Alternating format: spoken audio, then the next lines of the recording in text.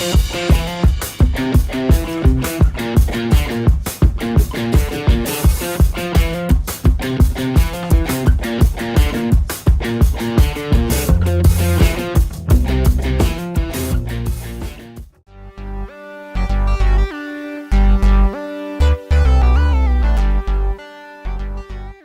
hippest little culinary hub on the Canadian Prairie. From handcrafted pierogies to cultivate to glass gin, buffalo everything and berries in abundance, Saskatoon ought to be each foodie's next goal. Louise Black loves cheddar. Outrageously adores cheddar. She discusses it with the dominance of a scholarly giving an exposition, and furthermore with the excitement of a parent portraying her child's first Grand Slam. As General Administrator of Bulk Cheese Warehouse, she directs the day-by-day clamor at the shop close to the South Saskatchewan River. In spite of the store's name, it's really an unassuming size, and each square inch of each rack for each situation is possessed by cheddar. Generally, they're composed by nation: French, Italian, Danish, English. I can't demonstrate to you what it would appear that, however. There's a strict no-photograph strategy. Louise considers the store a gem waiting to be discovered, and she gets a kick out of the chance to keep it that way. She's dead serious. Scan for photographs on the web. You'll discover 2 pictures of the shops inside. Plainly shot on the wily. Inspecting is supported here. Request anything, she's glad to cut you a piece. She needs you to love cheddar as much as she does. When I went by the store on a radiant July morning, she began waxing graceful to me about Chateau de Bourgogne, a triple cream cheddar from Burgundy, France, and was almost affronted when I advised her I've never had it. She instantly went behind the counter, spread a bit on a wafer, and pushed it towards me. "It's triple cream paradise," she shouted. "It's simply spread. At the point when God made this, man, gracious, man, advance that." Louise's energy is only a little examining of the fervor that courses through this little yet energetic city, a urban enclave encompassed by prairies and wheat handles smack amidst Canada. It's a city with culinary customs that can be followed back a large number of years to when the local individuals lived off the land straight up to today, as entrepreneurial sorts grandstand their imagination at eateries, bistros, refineries, shops, markets, and ranches. The South Saskatchewan River slices through the city, a culinary desert spring amidst the Canadian Prairie. Those old customs are in plain view at Unassuming Heritage Park, a sprawling, great site with an immense pit utilized centuries prior for buffalo bouncing. Local individuals possessed the land up to 6,000 years back, that is around 3,000 years previously the Egyptians assembled the pyramids, incidentally, and today it's known as Canada's longest-running archaeological borough. It's a social focus today where you can stay outdoors in teepees, meander the exhibition hall meets workmanship display space, or attempt smoked buffalo. When I went to on a bright day in July, I viewed a relative of the local individuals easily cut and smoke the meat in a moderate smoker pit the way her dad showed her. When I asked whether she ever utilizes any flavoring, she took a gander at me suspiciously and countered, "You don't affront the meat that way." I attempted a piece that had been over the fire for 3 hours. At that point I comprehended her love. Unassuming Heritage Park staff exhibits old techniques for cutting and smoking buffalo meat. She likewise enlightened me concerning bannock, an antiquated sustenance produced using Indian breadroot, which I inspected with a lunch of buffalo burger and Three Sisters soup, another standard nourishment made with corn, squash, beans, and a variety of vegetables. Dry and brittle, it was utilitarian, to be strategic. It's straightforward why such a significant number of individuals lived by a paleo consume less calories centuries prior. My carb-powered desires were filled soon thereafter on a visit to Night Oven, a little however clamoring pastry kitchen with heaps and heaps of treats, grainy lounges of bread, baguettes, brioche, croissants, and sundry baked goods stacked up in pyramids. Almost everything is made with legacy grains that the mild-mannered proprietor, Bryn Rollick, sources from zone agriculturists and plants in-house on a 30-inch stone factory he developed. Yet, to state Bryn is convenient would be putting it mildly. Behind the instances of desserts and racks of bread, the pastry specialists rush around in a smaller space tied down by a huge block stove, which Rollick assembled. It has a 9-foot vault that, he clarified as I enjoyed a ginger snap treat, prepare the lounges with brilliant warmth stockpiled in the blocks from the wood-consuming flame. It bestows an exclusive unpretentiously smoky flavor to the bread and, you may state, a feeling of legacy.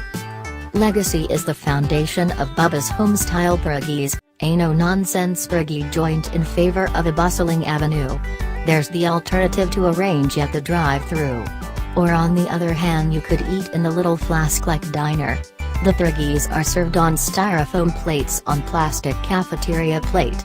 They are the best pierogies I have ever had.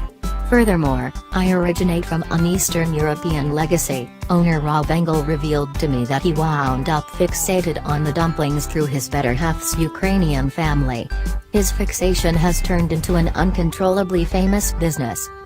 The unassuming Bubba's home-style pierogies turns out some of Canada's most impeccable, starting with no outside help pierogies. He brought me into the general distribution centre-esque kitchen behind the feasting region, where 2 Ukrainian ladies were productively scooping batter, smoothing it in their palms, finishing it with a potato and cheddar blend, and squeezing it clothes with stunning rate and effectiveness. They make 7 distinct assortments. They offered, nay, constrained, me to attempt it myself. It is difficult, without a doubt. At the point when Rob disclosed to me that they make 5,000 to 8,000 pierogies a day most days, and 12,000 to 15,000 a day amid the occasions, I almost go out. A plate of warm Saskatoon berry pierogies finished with vanilla dessert restored me. Saskatoon berries are, as you may figure, exceptional to this area of prairie eland. Their generally short developing season makes them a prized abundance, one deserving of festivity. My late July visit was splendidly planned to the Saskatoon Berry Festival, which happens at the Saskatoon Farmers Market, a year-round bazaar that has included the neighborhood abundance and prepared merchandise since 1975. I ceased by hoping to meander around for an hour or thereabouts. I exited 4 hours after the fact. Saskatoon has that great residential area climate of comfort and warmth, which is to state that discussion streams effortlessly among outsiders. Meandering through the commercial center, I addressed a lady referred to around town as the Prairie Pasta Lady, who offered me an example of her mark pasta pudding, a lusciously gooey creation that could confront the finest bread puddings the American South. I took a photograph of the formula, yet I've yet to endeavor to make it myself. A few things are more tasty when you're not mindful how much substantial cream is included. The Prairie Pasta Lady, an apparatus at the Saskatoon Farmers Market, is known for her assortment of custom-made pasta. I visited with a lady who offers plunges and spreads motivated by her Polish guardians who served dill plunge with each supper when she was growing up. That day she had Saskatoon berry cream cheddar on offer close by, her own version of her mom's dill plunge, and a couple of other exquisite spreads. I was entertained with the different medical advantages of ocean buckthorn berries, acidic orange peas that develop on bushes in Canada, Russia, and China. The superfood is the calling card of nearby organization Vigorate, which utilizes it to make juices, jams, vinegar, syrup, and moisturizer. In any case, it was what seemed, by all accounts, to be the most unassuming-looking ladies that left the greatest impression. Jean, who has short-trimmed hair, feline eyes, glasses, and a wide toothy smile, was hectically arranging containers of salsas and sauces on her table while 2 youthful adolescent young men played around behind her. She immovably cautioned them to settle down. They did. At the point when your close relative, the sort of lady who purchases a huge number of pounds of cabbage at any given moment and ages it for 3 weeks to make sauerkraut, or appears to the market every week with any place in the vicinity of 33 and 50 instances of artisan containers of her high-quality sauces, From her $1,000,000 saver to a variety of salsas to the group's satisfying red pepper assortment, you listen when she instructs you to act. Sisters-in-law Jean and Dorothy offer prepared products, handcrafted salsas, relishes, pierogies and all the more every week at the Saskatoon Farmers Market.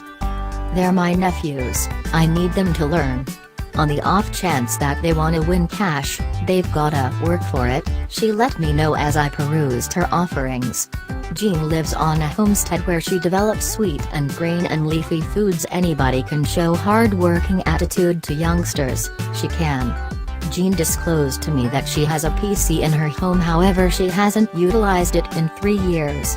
She works 12 to 15 hours daily aside from on Sundays. That is the point at which I snooze, she yields. Likewise, Jean is 74.